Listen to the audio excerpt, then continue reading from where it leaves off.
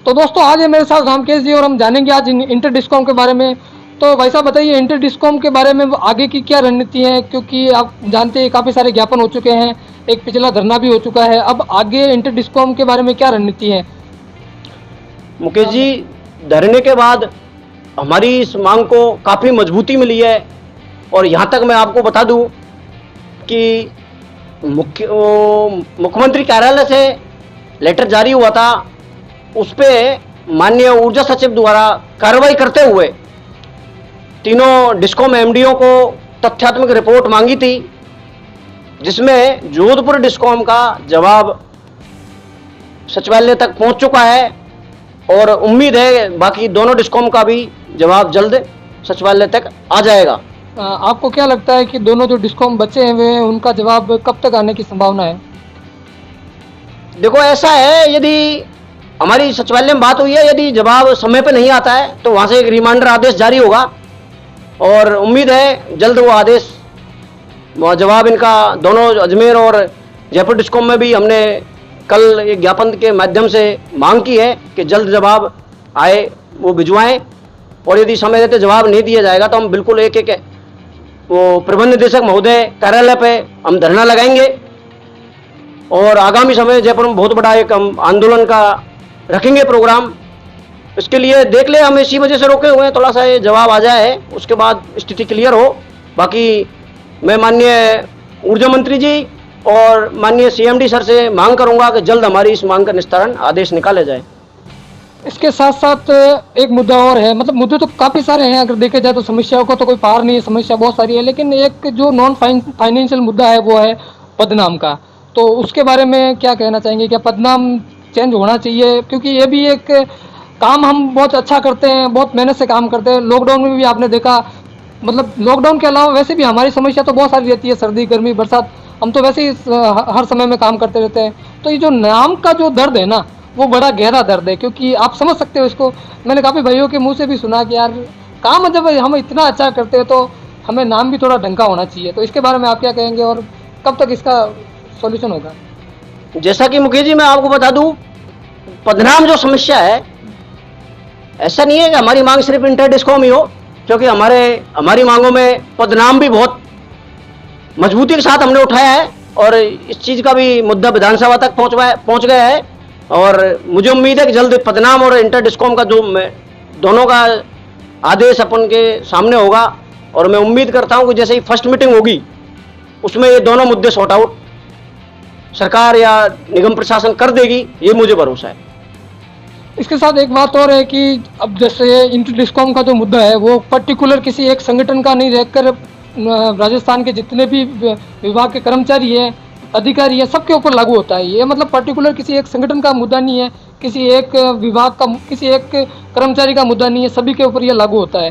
तो बाकी जो संगठन है उनसे आप क्या कहना चाहेंगे कि वो किस तरीके से आगे प्रयास करें? ऐसा है, जो ये इंटर डिस्कॉम संघर्ष समिति बनाई गई है, जो इन्हीं सारे कैडर्स को मर्ज करने के लिए ही बनाई है, क्योंकि इसमें क्या अलग अलग संगठनों में लोग हमारे जो साथी हैं वो थे और अलग अलग कैडर्स में थे। अब उन सबको एक जगह बैठाने के लिए हमने इसके माध्यम से प्रयास किया है कि हम एक अलग से एक मंच देने की कोशिश की है कि भाई जो ये स्पेशली समस्या है वो इस मंच के द्वारा सॉर्ट आउट की जा सके, या उन सब साथियों को एक बार इस मंच के माध्यम से बुलाने का आह्वान हमने किया था और वो आए भी, और उम्मीद है कि आगे भी हम इसको और ज्यादा मजबूती देने का प्रयास रहेगा। इसलिए ही ये इंटर डिस्कॉम संयुक्त संघर्ष समिति बनाई है, ये ना कोई संगठन बनाया है। और हम ये वादा पहले भी कह चुका हूं मैं, और मैं आज भी पुनः कह देता हूं कि जैसे ही ये समस्या खत्म होगी, ये ऑटोमेटिकली ये चीज खत्म कर दी जाएगी, इसमें कहीं कोई दोहराया नहीं है। यहाँ मैं सारे ही संगठनों, बाकी जो संगठनों के प्रमुख हैं उनसे भी विनती करूंगा कि वो सब भी हमारी इस समस्या को गहनता से लेवें, इस पर विचार करें और समय रहते हमारे साथ आके सरकार के साथ वार्ता करें।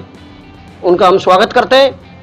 धन्यवाद। दोस्तों, इस कोरोना काल में हमने अपने काफ़ी साथियों को खोया है, उनके लिए पहले तो हम सहानुभूति के सिवा और कर भी क्या सकते हैं, क्योंकि हमारे लक्षण ही ऐसे हैं। हमें मतलब पता है, नियमों का पता है, सब चीज़ों का पता है, लेकिन फिर भी हम लापरवाही करते हैं। ये हमारी खुद की गलती है। कई बार ऐसा होता है कि हम दबाव में आकर पता नहीं कौन सा वो ऐसा दबाव है जो आपको अपनी जान से ज़्यादा बड़ा लगता है। तो अगर ऐसा है आपके साथ, अगर जो हो चुका है वो तो हो चुका है, उसको बदला नहीं जा सकता, लेकिन कोशिश ये करेंगे कि आने वाले समय में आप जो भी भाई हैं वो दबाव में काम नहीं करेंगे। इसके बारे में आप क्या कहना चाहेंगे, जो साथी दबाव में काम करते हैं और अपनी जान तक से हाथ धो बैठते हैं? देखो, ये मुद्दा काफी ज्यादा सोचनीय है। और मैं तो यही कहूंगा कि जब देखो, अपनी जान से बढ़ के कुछ नहीं है। जो जीवन है तो नौकरी है। मैं तो ये कह रहा हूं, जब तनाव में यदि कोई साथी आता है तो मैं तो उसको यही कहूंगा, वो उस समय में बिल्कुल साफ मना कर दे। कोई फर्क नहीं पड़ता यदि हम उस स्थिति में नहीं है, काम करने की स्थिति में नहीं है। क्योंकि देखो साथियों, तनाव में 100% गलतियां ही होती है। क्योंकि आज तक ज्यादातर जो हादसे हुए हैं उनका सबसे बड़ा कारण उसमें तनाव रहा है। तो मैं इसीलिए मैं सरकार से मैं मांग करूंगा कि इस चीजों के या ऐसे मामलों में तुरंत जो उसको सहायता है, उसके पारिवारिक जो साथी शहीद हो जाते हैं, उनके मुआवजे के लिए हमें धरने लगाने पड़ते हैं, तो बड़े सोचने वाली बात है साथियों। क्योंकि कम से कम ऐसी चीजें तो नहीं होनी चाहिए भाई। अपना साथी एक तो जिंदगी से चला जाता है और उसके परिवार को फिर उसके बाद काफी संघर्ष करने के बावजूद भी फायदे नहीं मिल पाते हैं। तो मैं मांग करूंगा कि कम से कम ऐसी समस्या हमारे सामने क्रिएट नहीं हो और सेफ रहे। क्योंकि यदि जीवन है तो जान है और तब नौकरी है, बाद में नौकरी है। इसलिए उम्मीद करता हूं कि पहले अपने आप को सुरक्षित रखें, उसके बाद ही कार्य करें। अन्यथा यदि स्थिति में नहीं है तो साफ मना कर देवे, कोई फर्क नहीं पड़ता। निगम हम नहीं थे तब भी निगम चलता था तो चलता रहेगा। ऐसा नहीं है, हमारे आने से पहले भी हम जब विभाग में नहीं थे तब भी तो बिजली विभाग में लाइट चलती थी और विभाग चलता ही था। तो अपने आप को कम से कम इस तरह की दुविधा में नहीं डालें। धन्यवाद। अब एक सवाल और है आपसे कि सीधे सीधे शब्दों में कहूँ, सीधे सीधे शब्दों में, तो इंटर डिस्कॉम कब तक, मतलब ये अभी चल रहा है 2021, तो मतलब मैं अगर सीधे सीधे शब्दों में कहूँ तो कब तक होने की संभावना है? देखो मुकेश जी, प्रयास जारी है और मैं तो इतना ही कहूंगा कि जल्द।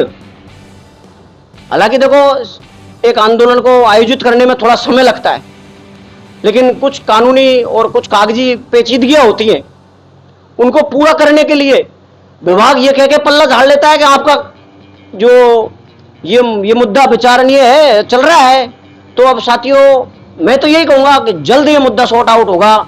यानी मैं ज्यादा समय के लिए तो मैं कोशिश करूंगा कि जब हमने जिस दिन आंदोलन लगा दिया उस दिन वादा है कि चद्दर जब उठेगी, जब आदेश हो जाएगा, चाहे इसके लिए हमें किसी भी हद तक जाना पड़े, हम तैयार हैं और बिल्कुल संघर्ष करेंगे और जल्द ये मुद्दा खत्म होगा। तो मैं भरोसा देता हूं कि आगामी आंदोलन में राजस्थान राजनीति का कोई बड़ा चेहरा हमारे उस आंदोलन का हिस्सा बनेगा, इतना मैं भरोसा दिलाता हूं। क्योंकि लगभग काफ़ी लंबे समय से मेरे प्रयास हैं और मेरी वार्ता हो रखी है और सब हमारे इस मैटर में सारे नेता हमारे साथ हैं। उन्होंने पहले लिख के भी दिया है और अब उनकी भी इच्छा है कि वो हमारे इस आंदोलन का हिस्सा रहेंगे और मुझे भरोसा है फिर सफलता मिलना तय है। धन्यवाद। और इसके साथ साथ जो बाकी के मुद्दे हैं वो भी, ऐसा नहीं है कि सिर्फ ये मुद्दा यही है, इसके साथ और भी मुद्दे, कोशिश यही रहेगी कि जो इसके साथ साथ पर्टिकुलर जो भी पहले मुद्दे चल रहे हैं उनके बारे में भी समाधान हो। मुकेश जी, मैं आपको बता दूं कि मेरा मुद्दा सिर्फ इंटर डिस्कॉम नहीं था और ना है। हाँ, ये सच है कि मैंने इसको पहले नंबर पे लेने की कोशिश की है, लेकिन मैंने प्रत्येक एमएलए के संज्ञान में और बहुत प्रयास किए उसको विधानसभा तक उठवाने में। यानी जहां तक मेरा बस चला, मैंने एक एमएलए को 10-10 बार इस चीज को रिमाइंड करवाया है कि मुद्दे हमारे बहुत सारे हैं, आप बिजली से संबंधित क्वेश्चन लगाइए, जो आपको अच्छा लगे वो लगाइए, लेकिन लगाइए बिजली से संबंधित। तो ऐसा नहीं है, मुद्दे बहुत सारे हैं। निजीकरण का मुद्दा भी मैंने उठाया, ऐसा नहीं है कि निजीकरण के लिए बहुत सारे प्रयास किए, क्योंकि बहुत सारी समस्या है कि जब देखो डिस्कॉम के लिए भी मैं यही कहूंगा कि निजीकरण रोकना बेहद जरूरी है, बिना संघर्ष के ये पॉसिबल नहीं है। सरकार है और मैं तो ये कहूंगा ये निजीकरण जो मुद्दा है, जो पूरे देश का मुद्दा है, ऐसा नहीं है कि स्पेशली बिजली विभाग का ही मुद्दा हो। मैं भी चाहता हूं कि निजीकरण रोकना चाहिए, बिल्कुल मैं इस चीज़ के साथ हूँ और ज़रूरी भी है, क्योंकि यदि समय रहते निजीकरण नहीं रोका गया तो आने वाला समय जो हमारे लिए, हमारे परिवार के लिए दुविधाजनक रहेगा। इसलिए निजीकरण मस्ट है। पर आशा है कि मुद्दे तो और भी हैं, चलते रहेंगे मुद्दे तो, देखो जिंदगी है तो समस्या है, वो तो चलता रहेगा। बिल्कुल। और कुछ? हाँ। चलो भाई साहब, चलो आपसे मिलकर, आपसे बातें जानकर अच्छा लगा, और कभी जो भी बात होगी आप तक पहुंचाई जाएगी। दोस्तों, वीडियो अच्छा लगा तो वीडियो को लाइक, शेयर और चैनल को सब्सक्राइब जरूर कर दीजिएगा। मुकेश जी धन्यवाद।